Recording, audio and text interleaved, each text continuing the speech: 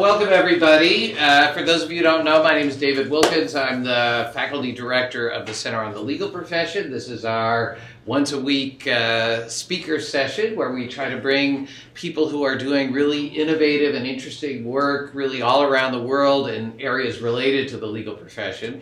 And I'm particularly thrilled today to have Fred Headon here with us because as I just said to him when I came in, I think the work that he and his committee are doing is really among the most innovative in the world. They're taking a set of reforms that are percolating through the world, but that they're really thinking about them in a very balanced and interesting way. Fred has a unique position from which to approach this. He's the Assistant General Counsel at Air Canada with a concentration in labor and employment matters.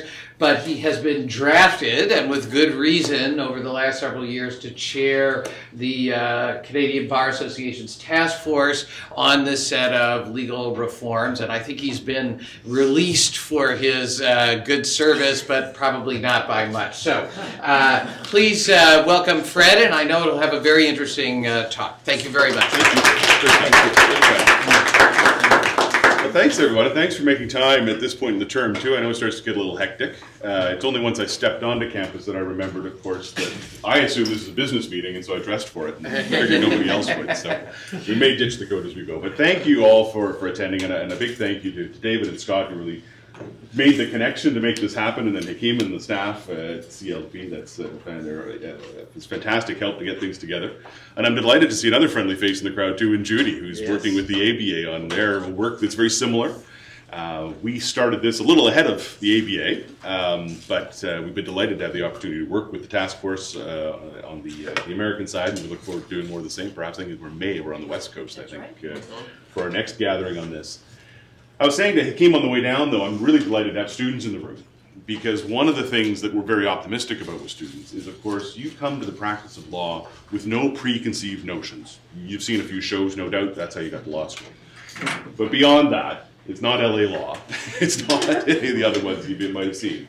But you're not coming at it with a lot of the presumptions that lawyers will have when they come at it. So the chance to present this material to students is something I've enjoyed doing a number of times now, and the chance to do it here today is really great.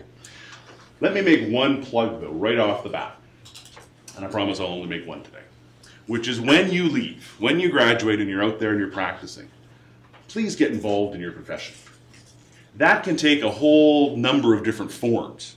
I chose a bar association. You could join Judy with the ABA. You get involved with the regulator. You can get involved with the Center on the Legal Profession. I know they need help. You get involved with the law school itself. But somewhere get involved, because this is something that we are responsible for collectively. And it's not going to happen unless we step up to the plate. There are many things that the profession is grappling with. Some of the things we've dealt with in Canada of late, refining the conflicts of interest rules, helping promote better mental health within the profession, helping tackle problems around access to justice, helping lawyers transform their practices, as we'll talk about today, to deal with changing client expectations. There are a whole host of challenges out there. They're very broad. I'm sure there's one that'll appeal to you, but we need to come together, and I hope that you'll join those of us, like Judy and I, and like those who run the center here in tackling those when you leave these halls. What I wanted to do today was take you through a bit of the work we've done in Canada on the future of the legal profession. We issued a report with 22 recommendations back in August. That report is available online, and despite the time on the clock, I'm not going to take you through all 22 recommendations today. I'll let you read those in your spare time. And Hakeem has my coordinates, and if you would like to email me or chat on the phone about any of them, I'd be delighted to afterwards. What I thought I would do today, though, is take you through a bit of the research. How did we get to the conclusions that we came up with? So you can understand where we're going with this, because I think that really was something that was very different about what we embarked on. We really tried to bring two things to the discussion of the future. One, of some relevance to this group perhaps, is to bring a Canadian lens to the question. We wanted to really ground it in the Canadian market. Now there are a lot of similarities between our two markets, but some differences. The other thing we wanted to do was put the client at the center of the discussion. And so that's why I thought talking to you about the research we did and then the reflection that emerged from that and led to these recommendations is probably the best way to help you get into that work. If you'd like to see more of it, it is all available on our website. You'll see the address at the end of the presentation here, and feel free to delve into it in more detail, and as I said, follow up with me. So why did the Bar Association get into this? The launching point as I take you into the research? This was a quote from our Governor General. You don't have a Governor General, but that's because we didn't fight the Redcoats.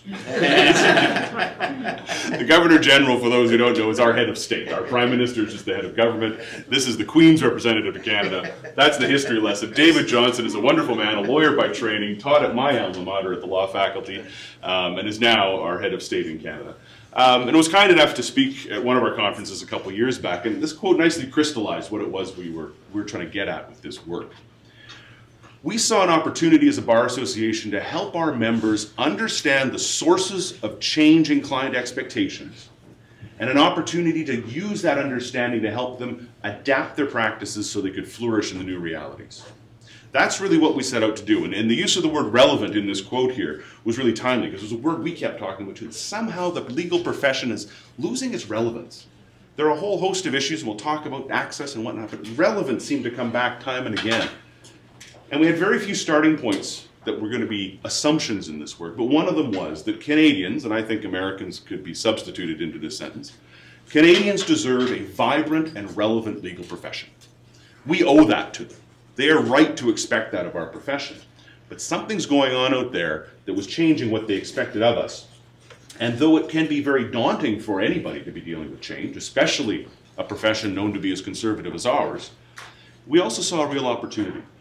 There's something we can be doing more for our clients, and that really drove the thinking in this report. Now, the report itself is focused on lawyers, law firms, the practice of law. There's a parallel report that we did that came out about a year before this one that looked at what we called equal justice, access to justice, as it's not commonly called, I think, throughout North America. It looked at all those different stakeholders that have something to do with access, the courts, governments, legal aid initiatives, pro bono initiatives, other social service delivery institutions. But lawyers play a piece of that, and that's where these two reports come together. So there's some overlap, but there's also some difference between the two. And all of it, I think, really comes back to that word, relevance. Now, what happened? How did we lose that relevance? How did we sort of lose the thread that was keeping us connected with people? We started to take a look at the beginning of our work at what kind of change is taking place out there. And this ABA Journal article, I think it's still up on their website, was a really nice way to capture some of this. It talks about a number of firms here in the US who are delivering what amount to legal services very differently. And actually, I've got to turn this on. I hope that didn't mess up Nathan too much. Can everybody hear me back there? Yes. Probably didn't need this in the first place. But anyway, I'll leave that to Nathan.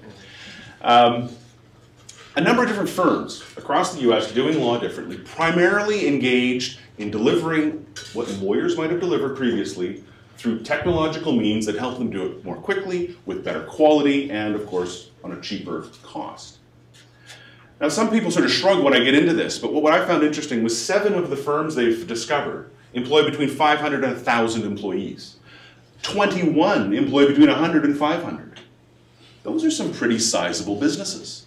And they've been around now for a number of years. They're making payroll, they're paying the rent, they're afloat. How is it that these people are connecting? What is it what's really connecting with people? What we discovered was that they're present in the kinds of places that clients want us to be present in, and they're engaging with people in kinds of ways that connect with them.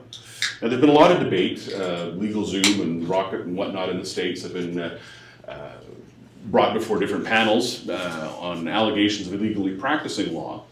I'm not a regulator. The Bar Association in Canada, no more than the ABA, we don't regulate the profession. We are there as the voice of the profession. So I leave the question of whether it's illegal practice to somebody else.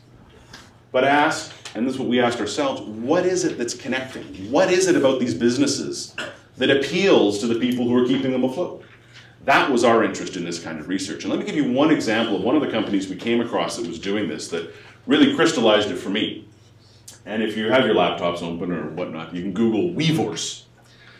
Weavorse is a company that I first heard about, quite literally, like many New Englanders, lying on a beach in Florida in the dead of winter, and had the time to read the New York Times on a Sunday. And they had a story about what was new in Silicon Valley. And Weavorse popped up among a whole host of people who had nothing to do with law. Weavorse was founded by a family law lawyer from Idaho who got frustrated with practicing law the way everybody practiced family law in Idaho for so many years and throughout North America. but couldn't find anybody locally who was willing to embrace a new way of doing it the way she wanted to. She ultimately moved her practice to Silicon Valley, where she found those like-minded people. They supported her, developed her program that's now available to people in a number of different states. I don't believe it's entirely throughout the union yet, but what it now offers is an online platform where you can answer a number of very simple questions about your family. The computer will then take your answers and run them through one of 19 algorithms. Now, of course, I know all of you had your algorithm class this morning before you came to this talk, right? Algorithms. To figure out what's the most likely way your divorce is going to end, and then funnel you through a path that gets you there as expeditiously as possible. We had her speak at one of our conferences, and at the end of her presentation, somebody put up their hand, just a puzzled look on their face, and said, "How are you doing this as a law firm?" And she just shrugged. I love it. She shrugged and had a little grin and said, "I'm not a law firm. I'm a tech company." And that's how these people are coming at the question, and that's what we were looking to understand. So that can be a little far-fetched for some folks, but I want to say it's not that far in the future either. I was speaking the other day with 3 students from the University of Toronto who have won a contest and now have IBM support to work with Watson on artificial intelligence in the law. Interestingly, 4 students from the University of Toronto, 1 from the Faculty of Law, 3 from the Faculty of Computer Science. And it was the computer scientist who came looking for the law student. And what they're coming up with, I'm very excited about. We'll have to see where it goes. But that's a little far-fetched. It may be a little sci-fi, in fact, for some law students and some lawyers. So let's look a little closer to our profession. And this is a picture I took on the way to work one day. This was a few years ago. You may know that the Canadian economy suffered in 08 and 09 as yours did, but not to the same extent. But shortly thereafter, our federal government started warning Canadians that in fact we were seeing the kinds of signs that you saw in the American economy before the crash, and maybe Canada should start to change its course. The principal one being Canadians were carrying too much debt. Raymond Chabot is a mid-size accounting firm in my home province of Quebec. And for those of you whose high school French is a little ways away now, this sign that you see the hands holding, and there's a version of this where you see the person. It's that average Canadian or average American the marketing people like to bring out. It says, "I have debts, but I have rights." This ruined my day. I was outraged when I saw this ad. Now, I should also say, this is their bankruptcy division, so it caused some concern at the bus stop that the guy who works for an airline was interested in bankruptcy services, because we have a history there on the Canadian side of the border, too. But anybody else outraged so far? I bet one other person as outraged as I was. Nobody. I'm alone on this. Not even Judy. They said you can tell your kid's going to be a lawyer if they read the rules to Monopoly. Have you heard this? I read the rules to Monopoly as a kid, was greatly confused. I guess it's accounting, advertising makes you outraged. That means you're going to be a bar association president. That's how this much works. I have debts, but I have rights. Why would you call an accounting firm about your rights? That's what we do. That's been our bread and butter for centuries. But here they are, responding to something out there in the media, the state of the economy, and packaging up. What are they packaging up? Well, debt services. They're going to renegotiate your mortgage and your car loan and your credit card and so on. Well, last I checked, those were all contracts of some form. And they're renegotiating, which is something every lawyer is going to do in some form every day, pretty much. And where was the law firm packaging it up like this? Interestingly, the website, if you're looking for a legal job in Quebec right now, keeps posting ads from them. They're hiring lawyers to put in the back room, but the accountants are the ones who are out front. I saw a recent study that estimates there are 5,800 lawyers employed by the Big Four accounting firms around the world right now. None of them want soon to join a consulting firm. These firms are figuring out how to deliver professional services that are encroaching on things that lawyers used to do quite by themselves. And it's appealing to people once again, because they're not saying here, we practice banking law. They're saying, hey, you got a debt problem, come and see me. The accountants in Canada have also recently bought a startup that is like those tech companies I mentioned a moment ago. This was a lawyer at one of our larger firms in Toronto who left the practice and founded a company that does electronic document review. Deloitte has now bought that company from her, runs it as a division, and we're starting to see firms and clients start to say, well, we want you to work with Deloitte for this part of the legal file. So these people are starting to encroach in it as well. So let me take you one step closer then to the profession. I've gone from the sci-fi to the near profession in the shape of the accountants. right in the profession, though, we have seen some signs of some real innovation taking hold. And two American firms that I've had some experience with as a labor lawyer come to mind. Littler Mendelson and their Case Smart system that allows somebody like me who has a volume of work to instantaneously access the state of every one of my files with information about those files that's updated every 24 hours in a way that I can present graphically to those who I work with in the business. SafeArt is the other one that comes to mind, heavy into process mapping and has done some real innovative work in terms of finding new ways to break down the parts of the process and have others deliver it. So those are some of the changes that we saw taking foot, of course, overlaid by the financial crisis and the pressure to do more for less that came out of 2008 and 2009. And we summarized it all in this document, which is available on our website, that led to our consultation phase of our work. Underneath this, if you're interested, are 7 different pieces of research we commissioned. Richard Susskind updated some of his work. Bruce McEwen updated some of his work. We looked at some very specific things about Canada that may be of less application here. But if you only have time to read one thing on our website, it's not the final report that I would recommend. It's the one on the client's perspective, where we hired a public opinion research firm that had never worked with lawyers before and asked them to work with our clients and understand what it was they were looking for. What came out of that was really what I found most interesting is really what the 3 teams that we struck to look at this problem had to grapple with, and we broke our work into innovation, regulation, and education in the legal profession. And I want to take you into what those clients were saying in the next couple of slides. The first thing we learned, of course, confirms what these last few slides said. Clients were not hung up on the idea of getting legal services from a law firm. They were quite happy to get legal services as long as they had some assurance of quality and as long as it was delivered in a way that really appealed to them, that was connected to them, that resonated with them somehow. We found, in fact, in a recent study out of Quebec, well, let me put it to you as a question. What is the single largest source of legal advice in Quebec right now? Anyone want to venture a guess? Giving legal advice? So, surveyed Quebecers, who do you turn to when you have a legal question? The number, and it was one of those, check all the boxes that apply exercises, so the number doesn't add up to 100. The single largest population consulted when a legal matter arises are friends and family. And there are a lot of lawyers in Quebec, but there aren't that many lawyers in Quebec. If you add up business contacts, friends and family, and online, you get to 76%. Lawyers are 37%. So people are quite happy to go somewhere else for what we do. And I think that's a problem. I think that's a problem on a few levels. I think it's a problem because it's a lost opportunity. If you're a managing partner, this is just lost business that's gone out the door. But I think it's also a problem, wearing my hat as a past president of the Bar Association, that our profession's not playing its role.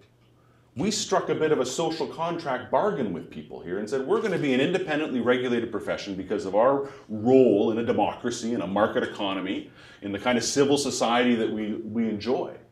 And we're going to stand up and defend those who need defending and make sure that all these things work right. We came across another study in Canada that said 1 out of 7 legal problems is being handled by a lawyer right now. If we're performing 1/7 of that social contract, do you think maybe the other party has a reason to complain? And if they do, where does that take us in terms of the proper regulation of the profession? So on the one hand, I think these numbers are quite troubling. On the other hand, it does confirm that there's a real opportunity here because, of course, 1 out of 7 people calling a lawyer, you don't even have to pry those clients away from somebody. They're just free for the taking. If we could get those self-represented litigants counsel, that's not depriving any other lawyer of any clients by definition. What an opportunity for us. And what came through in the research was that, in fact, the things that are standing in the way are things we control. So, for example, a simple example, there is no law requiring lawyers to bill by the hour.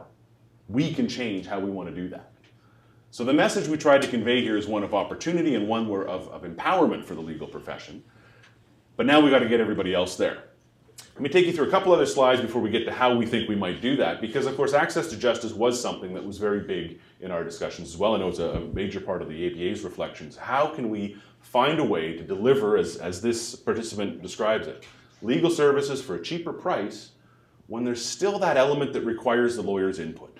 We're never going to be able to automate all of this. We're never going to be able to get to the place where lawyers are completely removed from the equation.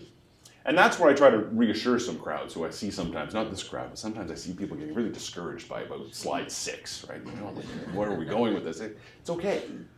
If law and justice were simple, jurists and philosophers would have figured it out centuries ago.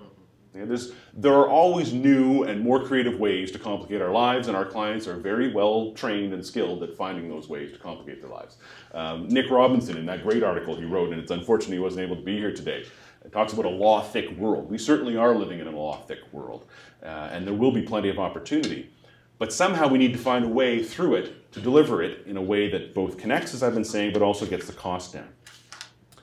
This is one of my favorite quotes from our work. Matt is a partner of McCarthy Tétrault in Toronto. And I like it first for the giggle that you'll probably get when you get to the end. But what I like about it as well is the Industrial Revolution. That's when the art and science of management really came into its own. That's when we start to really produce things in a mass kind of way and had to think about efficiency. And what I want to take you into now are some of the things we heard the clients say in that research. Because we heard them say things like they want quality, as I mentioned. We heard them say they'd like to pay less, but you don't need a CBA task force to tell you that people would like to pay less for legal services. They also said 3 other things that really struck me. They want services delivered on a predictable price. They want lawyers to use process, and they want things to be transparent. So let's unpack each of these for a second here. Predictable price. That's really another word for doing things on a budget. And when as a client now, because I'm in-house counsel, I speak to a room of private practice lawyers, I get a little sick pleasure out of saying the word budget. Everybody tenses up, they're blood, you can see the jaws chest. Nobody likes working with a budget. I don't like working with a budget. That's not why I went to law school. But this is where I then tell them about my friend Klaus. Klaus is Air Canada's chief operating officer. That flight that brought me in from Montreal this morning, it was Klaus's responsibility. That meant Klaus had to make sure that those pilots were properly trained for that aircraft, that had the required rest before they showed up for work today, were properly delivered to the airport, briefed on what was going to happen, fortunately not an awful lot, but briefed before they got there. Flight attendants, same thing, trained on the aircraft, rest, brought to the airport, briefed. We had to make sure that somebody was at check-in taking the bags and making sure they got in the right direction. Somebody was at the gate making sure that people were getting on the right plane. Somebody had to make sure there was enough fuel in the plane. Somebody had to get the ground clearances, the air clearances. Somebody at dispatch had to make sure the plane was going to respect our financing covenants where it flew, that it respected the bilateral treaties where it flew. Somebody had to make sure that all those thousands of parts with serial numbers were all properly recorded so we knew that the plane was airworthy. Somebody had to make sure, and I know some people doubt this, that all the bags made it on the plane. Somebody had to make sure there was something to eat. That was one flight for 43 minutes from Montreal today. That's going to happen 600 times a day for every day of the year. And it's got to happen 600 times a day every day of the year, whether there's another volcano in Iceland disrupting traffic across the Atlantic, or oil turns around and goes back to $140 a barrel, or the likes of the FAA come out with new regulations to make sure that travel is safe. And Klaus has to do that on a budget. Now imagine when I walk into Klaus's office and say, well, Klaus, we've got the trial dates. It's looking like a 2 weeks trial down in the Montreal courthouse. We've got what we think are the best counsel for the file, all lined up, ready to go. But budget? Klaus, it's a courthouse. Who knows what could happen in a courthouse, Klaus? How do you think Klaus looks at me when that's how I answer Klaus? This man deals with real risk, real uncertainty every day of a magnitude far beyond anything that's going to happen in the Montreal courthouse, save for the time that somebody drove a car through the lobby. But otherwise,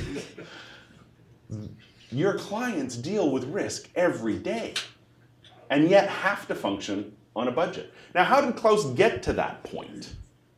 Well, he got there by breaking things into a process, which I said was the second thing we heard from clients. And it's interesting that these two dovetail.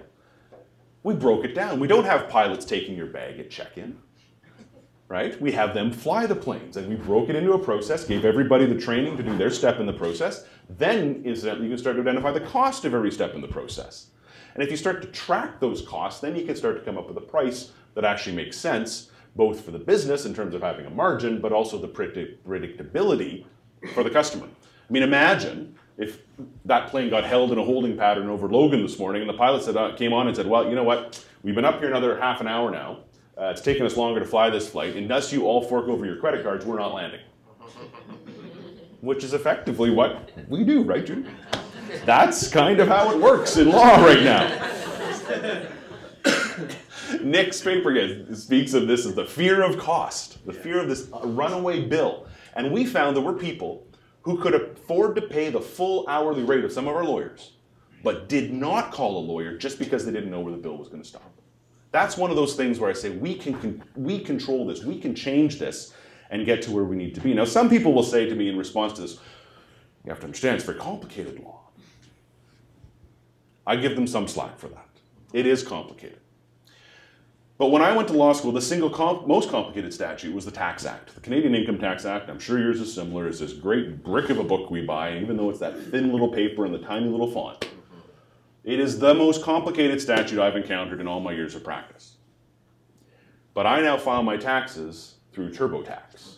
When the kids are asleep, and I can save it and come back to it if I forgot that receipt and need to do it again 2 days later once they're out to their hockey game or wherever they are.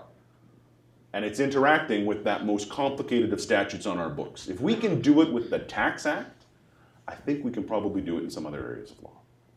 And so yes, it's complicated, but we're going to have to find ways to do this. And we're going to have to find ways to do it because, as I said, the process is something that people want to see. They want to see us breaking things down and using others in it. For those of you who are old enough in the room, and I won't look at David, it's the Marshall McLuhan effect. Yes, right. For those of you who are not that old, it's the Facebook effect. This is how everybody else is connecting now. You can follow your pizza being made at Domino's on your phone, right? Has everybody done that? As your students, you've ordered from Domino's, right? This is how everything around them is unfolding. I walk into my president's office, I walk by a big screen that shows where every single one of our flights is in the world at that moment. But if he asks me about a case that I didn't bring the file for, oh, well, I'm going to have to go and check on that. Can't tell you where it's at in the courthouse. Can't tell you where it is in the process.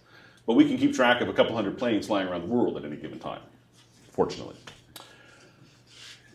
Let me give you one last one then, because I said transparency was the other thing we heard from them. And this one really came home for me when I was involved in a case that was set for a couple of weeks for the hearing in Ottawa, just down the road from Montreal. And in the midst of it, we received what was a very interesting settlement proposal from the other side. And this happens occasionally. Interesting enough that the team in Ottawa, we decided, we need to run this by the vice presidents back at headquarters, convened a call at the end of the day, presented it to them. They agreed it was interesting, but they weren't comfortable making the decision either. They wanted our president to make the call. So I said, that's very fine. I'll set up a call with him in the morning and we'll see what he has to say. And just as I was about to hang up, somebody shouted down the line, wait. It's never good to have vice presidents shouting at you. Wait. Who's going to prepare the PowerPoint? PowerPoint, yeah, okay. Every lawyer, every group I've done this with, there's a little chuckle in the room. PowerPoint. I'm talking about the settlement of a case that's at trial, and we're going to have a PowerPoint about this, are we? Well, you'll chuckle a little more if you know who my president is right now. My president is the former managing partner of one of Canada's largest firms, Stikeman Elliott. He spent 20 years practicing corporate commercial law on some of the biggest deals in the country, including the privatization of what used to be government-owned Air Canada. He opened their London office. He's worked in banking, and now he's running an airline. But at the core, he's a lawyer. He's so easy to brief because he speaks the same language I do. When I speak with Kaylin, the Latin comes out italicized. There are footnotes in our conversations, and off we go. I'm figuring I'm going to show up and get Kaylin on the phone and say, here's the offer. We'll have a nice conversation. The two of us will be done in no time. But that was the problem. And as I probed this a little further, Kaylin and I were going to have a great conversation to the exclusion of everybody else. And if you can reduce it to bullet points on a screen, everybody else can now be part of it. And in the Facebook era, where everybody has to share in 140 characters at a time their latest great thought about their case, we need to be able to do that. So some of this is rather complicated, I will grant that. Budgeting, process can be very complicated. PowerPoint, we could probably make that move fairly quickly as a profession. And before I leave this slide, let me also say, though Kaylin is our CEO and Klaus is our COO, don't think it's only in the C-suite. Because most of the individual clients out there work for somebody like Klaus or work for somebody like Kaylin. And they have expectations too that come from the world of work or come from their personal lives that are influenced by the same kinds of things that I'm talking about here. And that's why these things are so pervasive. But, as I said, things that we can control. A related point, the clients didn't quite express this way, but it's very central to all of this, is waste. We need to do a better job of explaining to clients why we do things, because if they don't, they're not going to see the value. And if they don't see the value, they're going to consider it waste in the language of Lean and Six Sigma. And they're not going to pay for waste anymore. I was doing one of these talks recently, and one of the lawyers, who does not share my view on a lot of these things, happened to say, well, you know, what we do is very hard, and therefore we should be paid for it very well. Well, perhaps, but really, I think at the end of the day, value is in the eye of the buyer, not of the sellers, per se. The pilot who flew me here could have come on and said, well, you know what? I feel like flying this myself today. I'm going to turn off the autopilot, and don't worry, I'm trained, we're good. But it's a little harder, so I'm going to charge you more. Or what if your mechanic said, well, I could use the power gun to get the bolts off to change your tires, but I'm going to do it by hand today and charge you more. It's harder. Would you put up with that anywhere else in your life? No. So if there's a cheaper, easier way to do it, we need to do it, A, because of the cost aspect, but also because, I think, of the relevance. Everybody else is doing this. And some of what we do may not be able to change. But I think it's a very small percentage of all those things. And if there is a better way to do it, I think there's a bit of a moral imperative on the access side, but certainly just looking out for the profession itself on the relevance side, a need for us to take a look at this and how we can do it. So that's what we heard from the clients. We merged that with all the research that I won't take you through to come up with this report released in August with its 22 recommendations. I hope that background will help you situate you within those recommendations as you turn the pages on them. It is a report that's had a great deal of discussion in Canada since, principally around one of our recommendations about the non-lawyer ownership of law firms. So let me take you through a couple of these recommendations very quickly, because they are very much geared at trying to seize the opportunity that we see in the marketplace and how we can play our role better. We begin by saying, because clients' expectations are changing so quickly and so unpredictably, we need to be more nimble, and therefore we should be able to practice through whatever kind of structure really works for the kind of market you're trying to serve. So a lot of the constraints around the form of business that lawyers practice in needs to be updated. We also think lawyers need to work better with others. We expect to see the emergence of a whole host of related professions. Think about even a few years back, you went to the hospital, there was a doctor and a nurse. Now think of all those other designations that you'll run into in the course of a hospital visit. Something similar is going to come to the practice of law because all of those people, how did they come to be? Well, we broke it into a process and we found them their place in the process. And that's going to connect with clients, we believe. Related to this then is the non-lawyer ownership of law firms.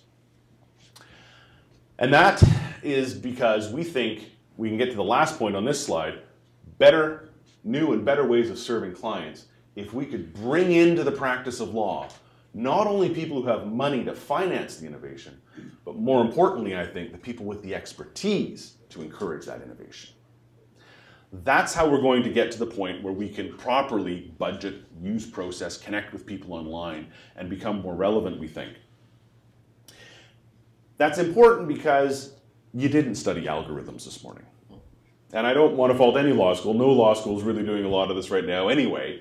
We have trained lawyers largely the same way for generations, and nobody taught us how to do these things.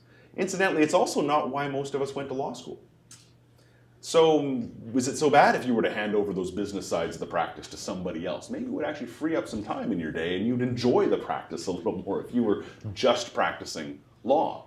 But I think you see with the kinds of things like you're doing with the center and others, law schools are now starting to turn their minds to what are these other things that we ought to be teaching. I'll come back to those in a minute because one way to gather that expertise is to learn it. The other way is to buy it. And buying it is the non-lawyer ownership of law firms, whatever form they might actually take.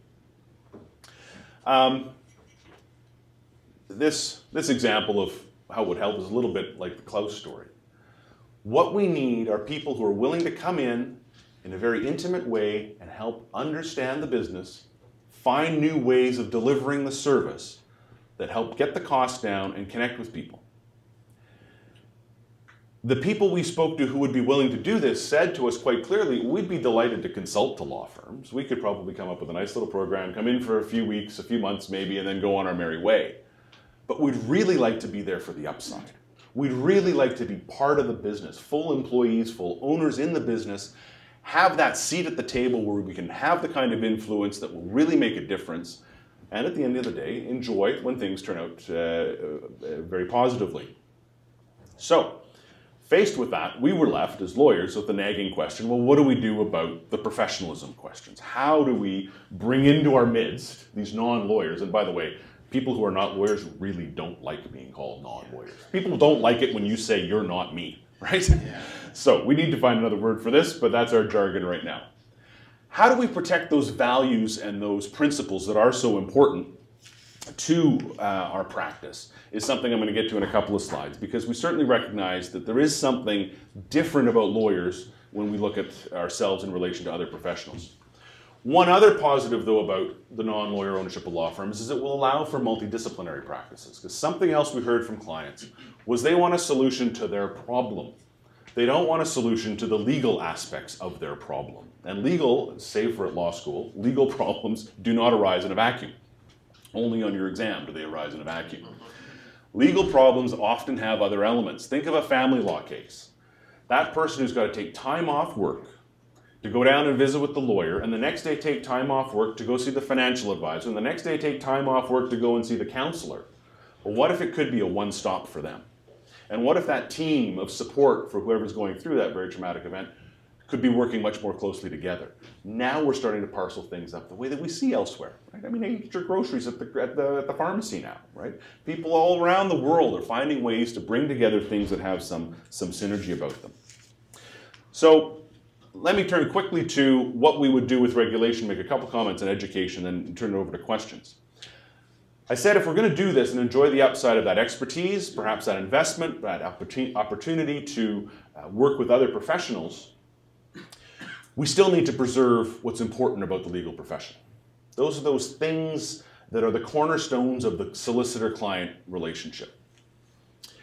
What we're calling for in our report, therefore, we think is a very balanced approach. On the one hand, we're proposing loosening the restrictions on who can own a law firm, but supplementing with new forms of regulation the body of rules that govern law firms. It's called entity regulation, what we're proposing. It exists in those jurisdictions that have embraced ABS so far, or had it thrust upon them, as the case may be. And what it does is it creates a relationship between the regulator and the business as opposed to just the regulator and the individual lawyers. Same thing in the aviation world. The pilots hold licenses from, in our case, Transport Canada. And Air Canada has obligations towards the regulator. This works elsewhere, and it also has the added benefit of bringing into the equation people whose jobs depend on the compliance function. So people are actually ahead of the game, looking for ways to avoid problems before they actually emerge.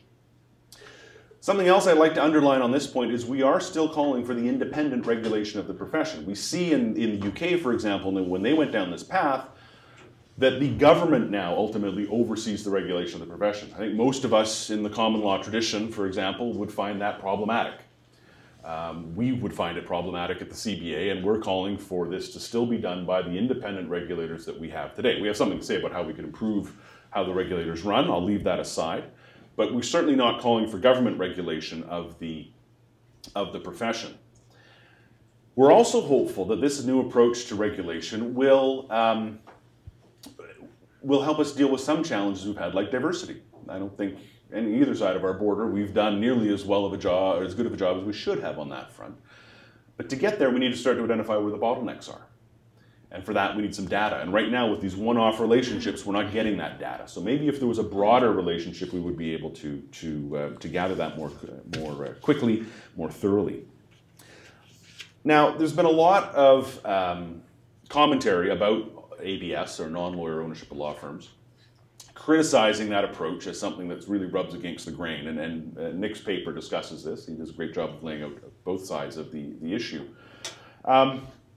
Let me just quickly respond to a couple of them, because I think really we can take care of that.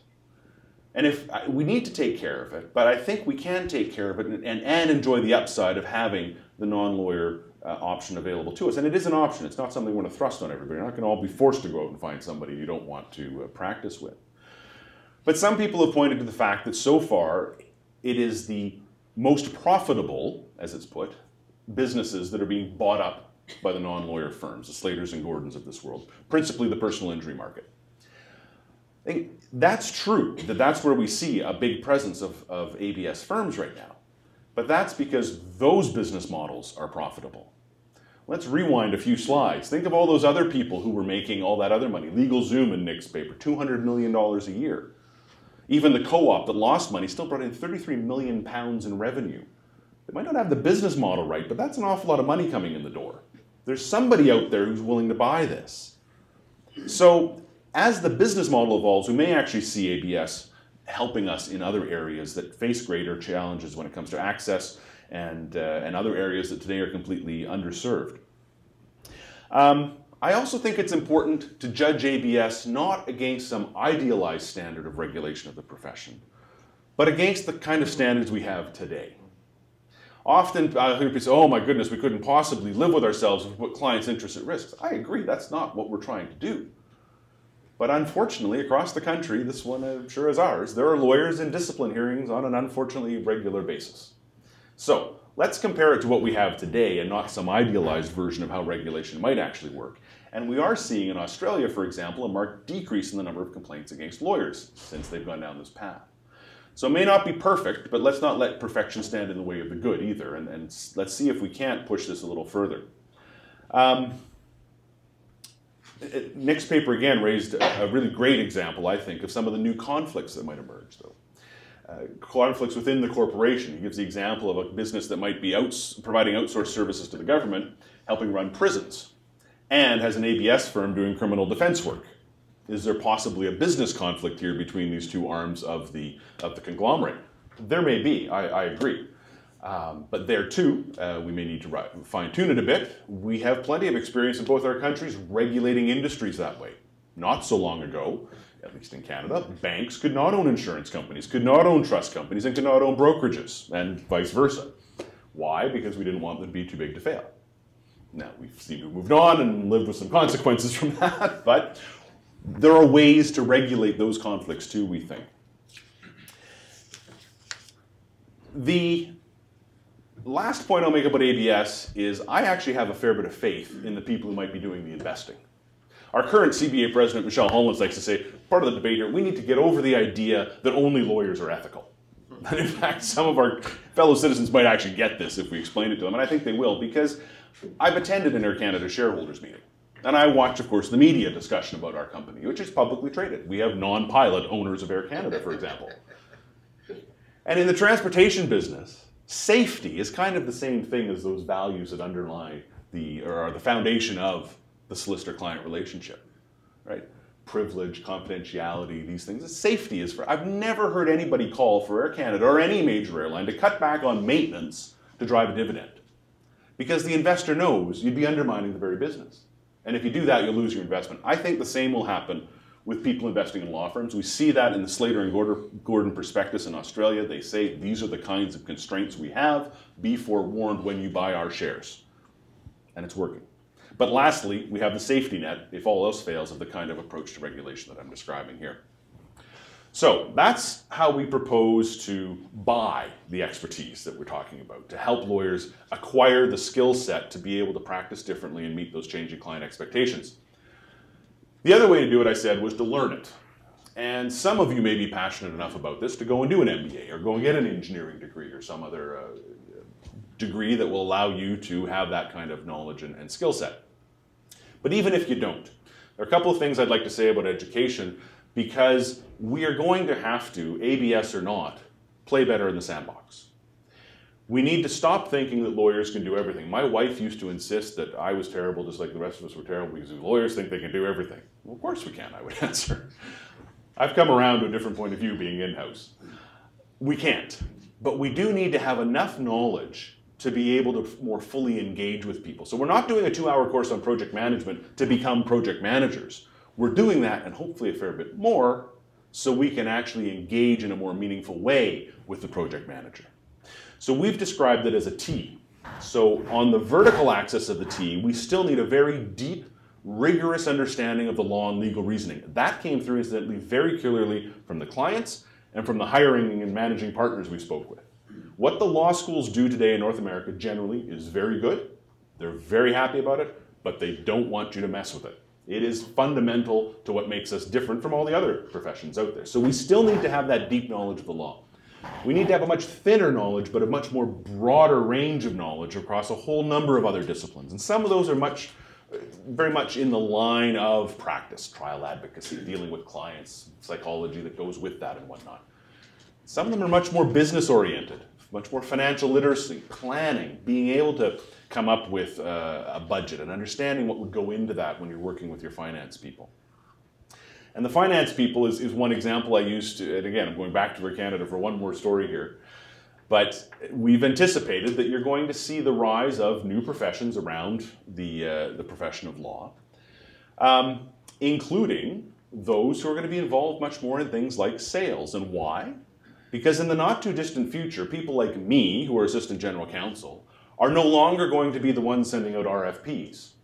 We're no longer going to be the ones doing the hiring of the law firms. And I've been saying this for some time now, and it happened recently. We were sending out an RFP to a number of firms, including some in the States.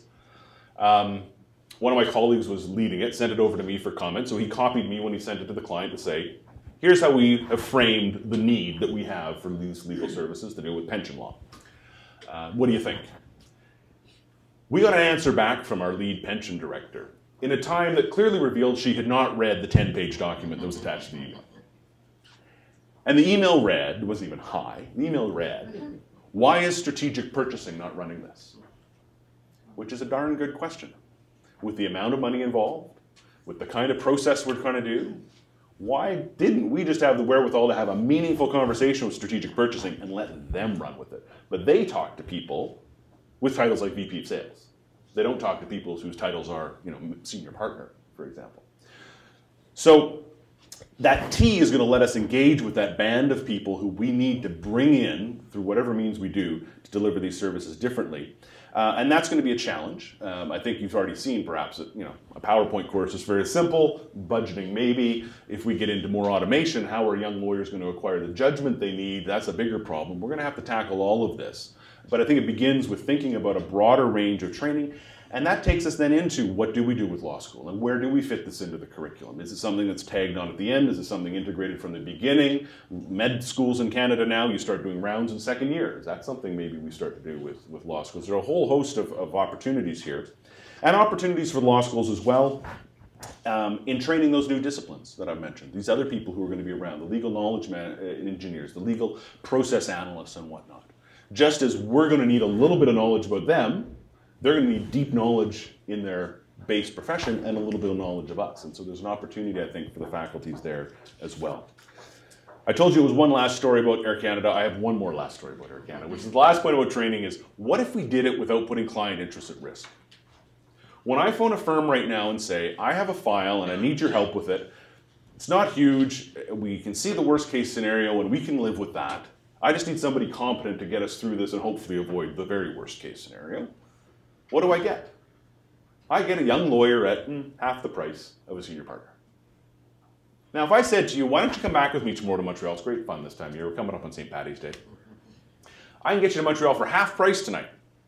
It's a trainee pilot, but half price tonight. Right? Where else would you put up with this? Now, our pilots are trained, and this is common, I think, throughout. I'm not flaunting Air Canada here. This is normal, so it's not a pitch. They go to school. They fly for somebody else for many years. And before we spend the money putting them in the big simulator, they sit at a desktop simulator, a little like this, and have to show us that they can properly fly the plane. Then we'll spend the money in the big fancy simulator with the virtual reality and all the controls of the cockpit, where they are joined by a coach who's watching for their weaknesses and saying, let's try this again. Next time that happens, I want you to do this. And that's not good enough.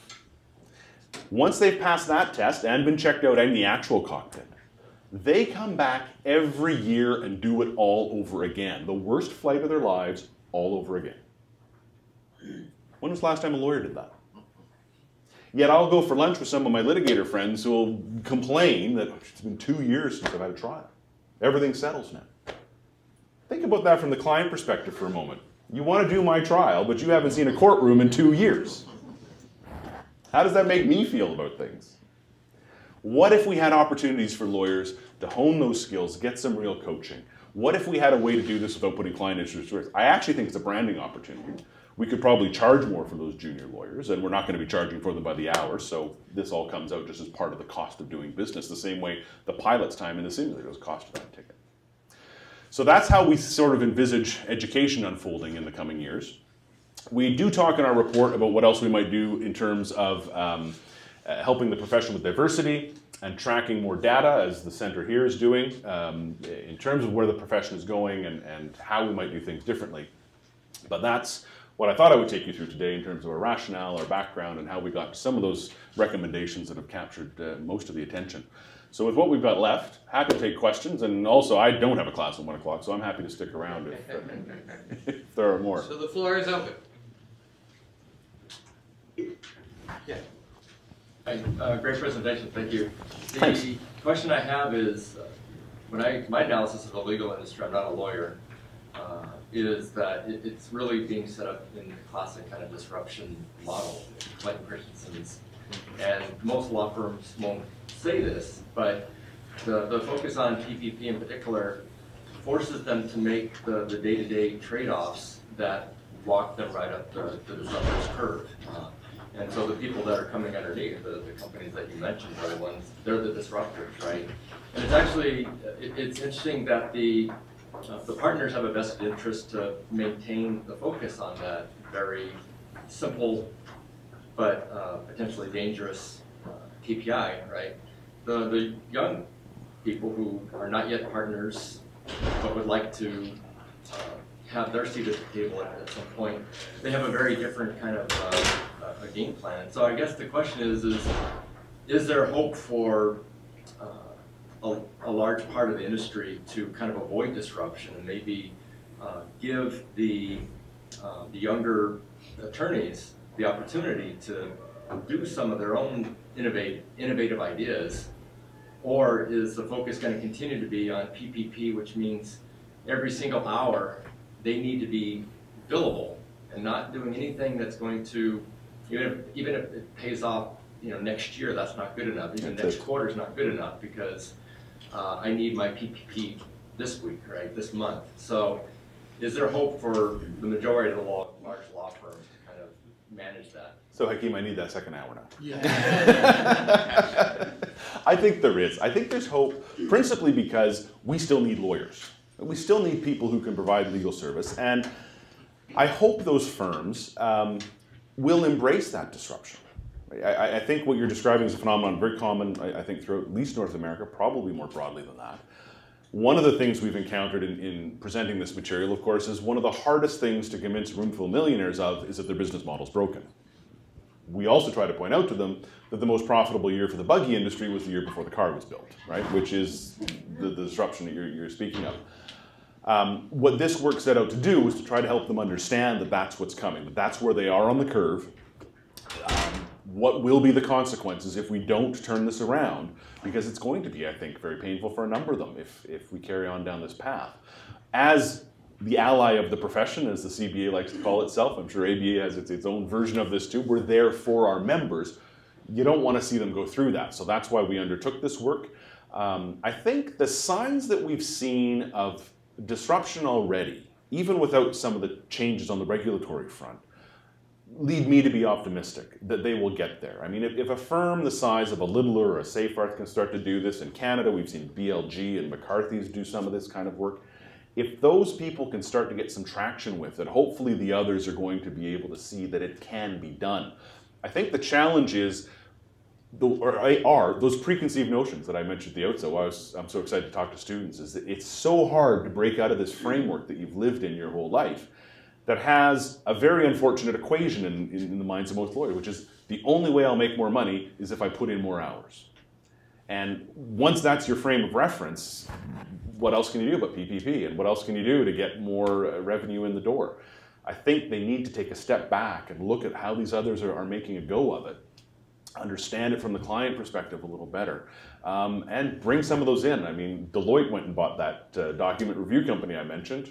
What was stopping any of the firms to do it? Now, some of them will tell you it goes back to the regulatory side. Their partnerships, they have to get rid of all their retained earnings every year. They never build up the capital to make a purchase like that, but they probably could have found their way to finding the money somehow.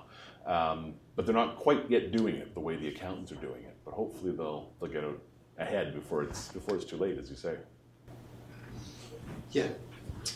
So it strikes me that one feature of an increasingly business-focused law firm model would be an increase in specialization, and I know you've seen that in terms of associates specializing much earlier, and yet that's also something that in my limited experience in law firms is a source of grumbling among lawyers, that they're being pushed quite early.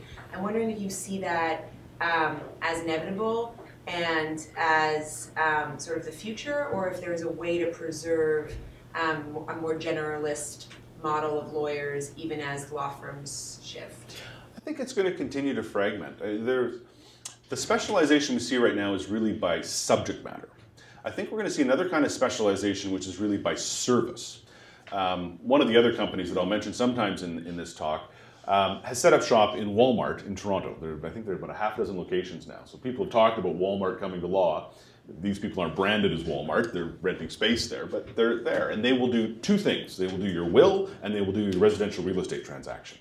And that's it. If you come in with too complicated a will, they won't touch it. If you come in with a divorce, they won't do it. They'll refer you quite happily. But they're now actually specialized by the service that they're rendering. It's not just enough that I'm a wills and estates lawyer, but it's this little slice. You're going to continue to see that because I think that's the process, and that's the art of management coming to bear on this. Their model is to do a volume of wills at $99 a will, by the way, very affordable. You know, it's not going to solve the access problem for the homeless person, but it certainly helps the middle class, right? That specialization, I think, is going to continue, but there is still a need for the generalist, and that is another way it's going to fragment. Certainly when you go in-house, you need to skate with a whole number of areas of law that you weren't as familiar with when you were in private practice. There will continue to be a need for advisors who can bridge a number of different disciplines.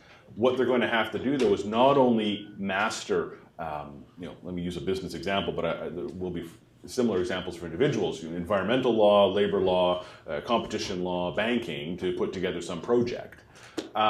You're also going to have to manage a number of different providers of that service, right? So Deloitte will be doing the document review while this firm's doing the environmental, that firm's doing the regulatory side of whatever. That's where that skill set of project management, for example, will come into play, and the generalist is probably going to have to work a fair bit with them. But back to that point that clients want their problem solved. If you're too specialized, you're not solving their problems. So they're going to need that expertise coupled with somebody who can put it in context. A term you see repeatedly used in our report is choice and flexibility. I think it's that flexibility part is where it comes in. There's hope for it. Did I see a hand in the back? Oh, I'm sorry. We've got you may not have a class, but other people have a class who are coming in here. So as you can see, why I think he's one of the most thoughtful people thinking about these issues today. Fred, thank you so much. Thank you all for coming.